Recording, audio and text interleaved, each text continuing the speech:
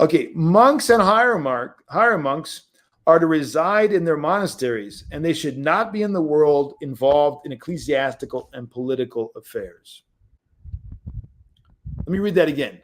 Monks and higher monks are to reside in their monasteries, and they should not be in the world involved in ecclesiastical and political affairs. He's got a whole section here going through. He begins, Canon 4 of the Holy Fourth Ecumenical Council states the following: let them who truly and without any hypocrisy enter upon monastic life be accorded due honor. But inasmuch as some use the monastic schema as a pretext and lure to get themselves honored and to disturb ecclesiastical and civil affairs by wanting to meddle in them, and by carelessly going about the cities neglecting their duties, and even undertaking to build themselves monasteries, he means without any blessing from the local hierarchy, it seemed reasonable that no monk, either in a village or in a city or in a desert or in any other place, shall be allowed to build or establish a monastery or a prayer house without the approval of the local bishop. And that monks in every city and country be subject to the local bishop, that they are to practice stillness and pay heed only to fasting and prayer, remaining in the monasteries wherein they were tonsured, unless as a matter of need and necessity they be appointed to do so by the bishop, after he has judged them to be fit for such an undertaking. Anyone that violates this canon shall be excommunicated, in order that the monastic order not be blasphemed, and on account the name of God also, on their account the name of God also be blasphemed. In other words, to save them from blaspheming. Brothers and sisters, we have a massive problem in the Orthodox Church today. This canon and this analysis, he goes on another 2 pages, is extremely contemporary and urgently needed. Because why?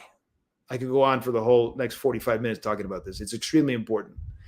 In the church, I'm just going to talk about the Church of Greece, but this applies, I think, in many local churches. In the 19th century,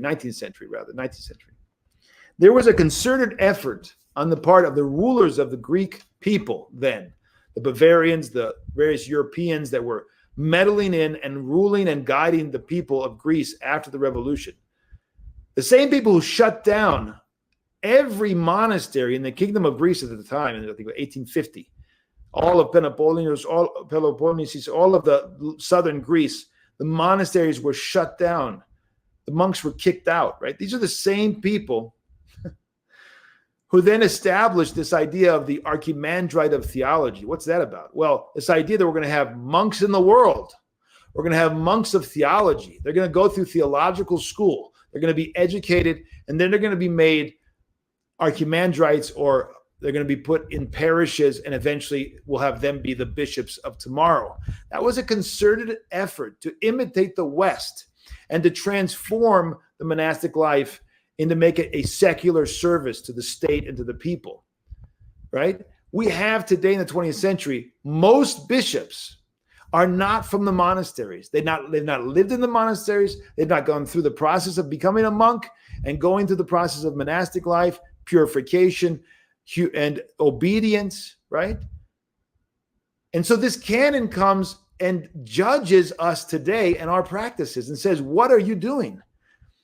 Yes, we take from the monasteries those exceptional monastics who the bishop and the abbot determine can serve the people of God as confessors and maybe bishops. That's an ancient tradition back in the first millennium. But no, from the Fourth Ecumenical Council on, we don't allow for monastics, hieromonks, to become parish priests. That's not the Orthodox way. Did you know that? A lot of people don't know that. A lot of people say, well, that's not a good idea. Yes, it is. It's a great idea. It's a perfectly good idea.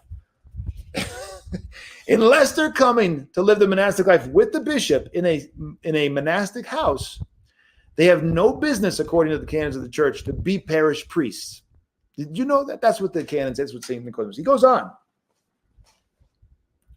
Therefore, Peter the archivist, following the sacred canon, says that monks should not be sponsors for children undergoing holy baptism. That's another issue today. We have a lot of sponsors of monastics, and that's something that there has been a lot of economy. And I think that actually, interestingly, has some basis, because there's such massive spiritual need among the people that it's been judged that the example and prayers of the monastics today might help. But that's a great exception to the rule. The rule is no. That's the rule. And this is an economy that needs to be really carefully considered every time that it's done. It is done today, and it's done in Greece and other places. But again, for the grave spiritual need of the people, sometimes that happens. That's different. I think it's much less grievous and problematic than leaving the monastery entirely and living among worldly people and living among the people, not having the pastoral experience that a parish priest would have as a married man, etc., etc., etc. Right? So it follows according to the above-mentioned canons. He goes through various canons. The so-called higher monks should not be ordained in or be assigned to parishes in the world, for they are also monks according to their name and have professed to be chaste, as we said before in subject I, so that they should be ordained in monasteries and practice their priesthood there and not in the world in church parishes. This is an Athonite monk speaking, right? He's not against them going like St. Cosmas into the world and teaching. That's not what we're talking about here. We're talking about a systematic undermining of the monastic life on the one hand and the parish life on the other. All right, I'm going to stop there because there's much more, and it's very interesting. But I think one of the big problems that we have in the contemporary Orthodox Church is this large pool of monastics who never really spent time in a monastery. They went to theological school. They were tonsured, never stayed extended stay in the monasteries, didn't have to be obedient, particularly in a monastic setting, lived in apartments, got their master's or PhD, and now they're being made bishops throughout the Orthodox world. That's a problem, folks. That's not the spirit of the fathers. That's not why the fathers chose the bishops from the monasteries, obviously.